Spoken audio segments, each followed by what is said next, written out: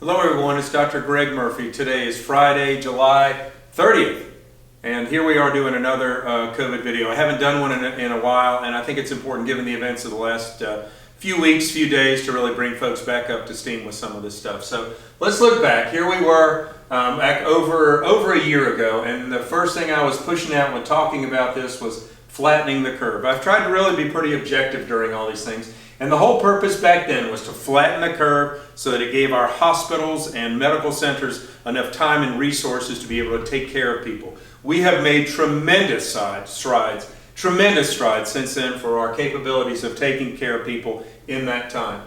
And so let's just take a look at what's going on right now. There are close to 35 million cases in the United States since the pandemic began. Tragically enough, there have been over 600,000 people have died.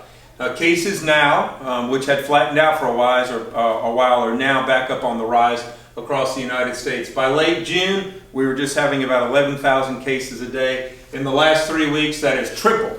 Now, close to tripled in over 31,000 cases a day. The biggest difference in all of this has been the vaccination effort. Last administration with President Trump, we had Operation Warp Speed, where we got, in my opinion as a physician, a safe and effective vaccine in record time, not by cutting corners, but by cutting regulations. And I will tell you, just as a physician, guys, and I've said this many, many times, I've studied the literature, and I believe this is a safe and effective medication to help us move forward with life. At the present time, we've had about 164 million, not quite 50%, but very, very close to 50% of the United States vaccinated. Greater than 80% of individuals over age 65, those at highest risk, and even the ones over 75, even a higher percentage, have been vaccinated. So we've made a great amount of progress in getting those people vaccinated.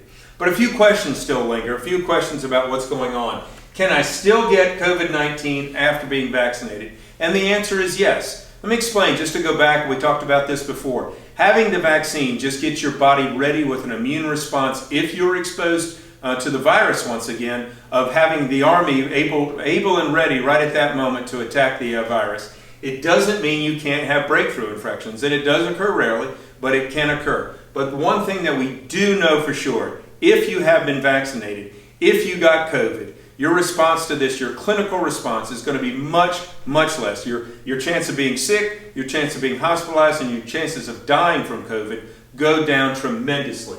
And so right now we're seeing the hot spots here in the United States, Florida, Arkansas, Mississippi, Louisiana, because the biggest at-risk folks are those right now who have not been vaccinated. Over 97% of people in the hospital now are those who have not been vaccinated. And let me just talk a little bit about that real quickly. You know, there's been some political nonsense, in my opinion, going on about one particular faction versus one particular faction not being vaccinated. I'm still a practicing physician. I do it a couple days a month. I see every race, every demographic, everything of all people. And I will tell you, across the board, people who are not being vaccinated do not subscribe just to one particular group. It's a counterproductive, it's politicization of this entire pandemic by certain groups against one group or another. That nonsense needs to stop. This is an American effort. It's not a Republican or a Democratic effort.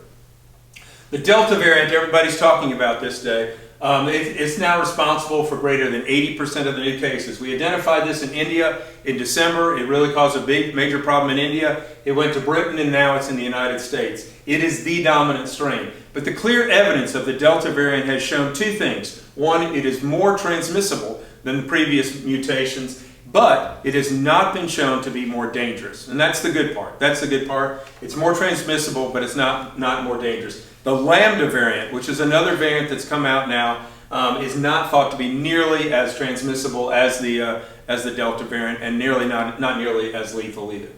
So let's talk about new cases. I know this slide's a little bit more difficult to see, but follow with me just on the trends. We started back at the pandemic. We had a little first response, and we had our first real surge back in August, the late summer of 2020.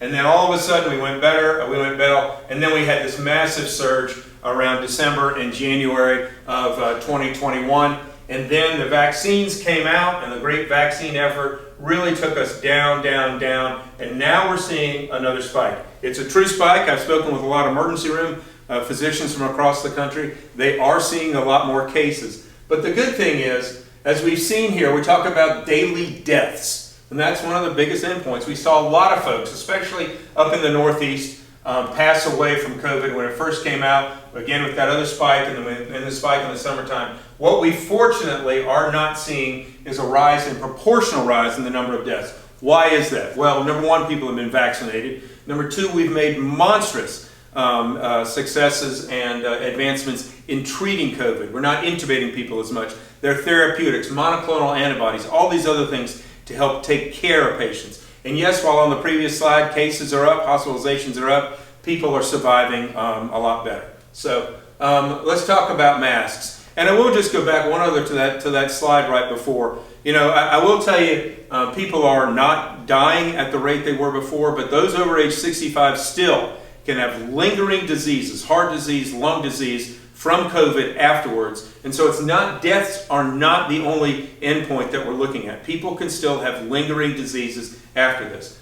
So let's talk about masks because, again, as with some of this nonsense, it's turned political during this, whether to wear a mask, not wear a mask. I've tried to be very consistent during this measure. I feel like, especially at the beginning, this helped transmission. We went through this back and forth, and I know some people have had problems with the CDC because the CDC has said one thing and then done another thing and vice versa and flip-flopped. I believe we be consistent.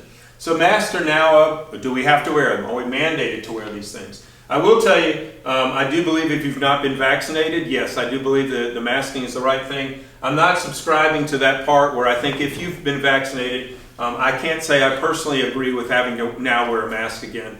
It's the sense of doing something just to be doing something. I'm a surgeon, I don't do that, so I can't say personally as a physician I agree with that stuff. Masks are required in certain spaces, and they've now been mandated in certain spaces. I would just say, even though I don't agree with it, I still comply so that we can move on as a nation.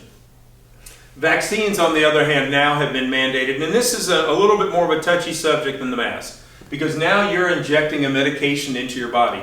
And as I've said before, this is a medication. I think this is a discussion that you and your physician should have, not you and the government should have. Because, yes, there are side effects, number one. Number two, everybody's medical condition is somewhat different. Now, I will tell you, with the vaccine mandates, there are exclusions for medical excuses and for religious excuses. So again, this is a discussion, despite these mandates, that you need to have with your physician. Is it right for you? Do you, he, and she feel safe that it's for you to get the vaccine, despite being mandated? I knew this was coming. It's been shown in the past when people had problems with flu vaccine mandates that it be mandated before, and that's been proven legal in court. So I knew this was coming. But again, I'm going to go back. This is a patient-doctor relationship, not a government-person relationship, and that's a decision you guys need to make, not the government. So is it ethical to mandate a vaccine? America is very split on this. You know, we have about 31% that either strongly agree or agree, but you have the majority of individuals, close to 55%, that either disagree or strongly disagree, and some are there in the middle. This is a problem. I mean, this is a difficulty. We're trying to get out of this pandemic, but do we need the heavy hand of government coming in? That's a real question. Most folks don't feel that's the case. So let me just say, and I'll sum this all up, you know, this has been a very difficult year and a half. Not only for each individual, it's been difficult for schools, it's been difficult for businesses, religious institutions. We're looking and we've seen light at the end of the tunnel. I'm hoping that this new surge is just a blip on the radar. The way out of this, as I'll say medically, I believe in getting vaccinated. I believe there are three kinds of people, honestly, in the world right now. Those who've had COVID, those who have been vaccinated, those who are going to get COVID. So please consider having that discussion with your doctor and making that decision. Guys, stay safe. I'm honored to serve you. Take care.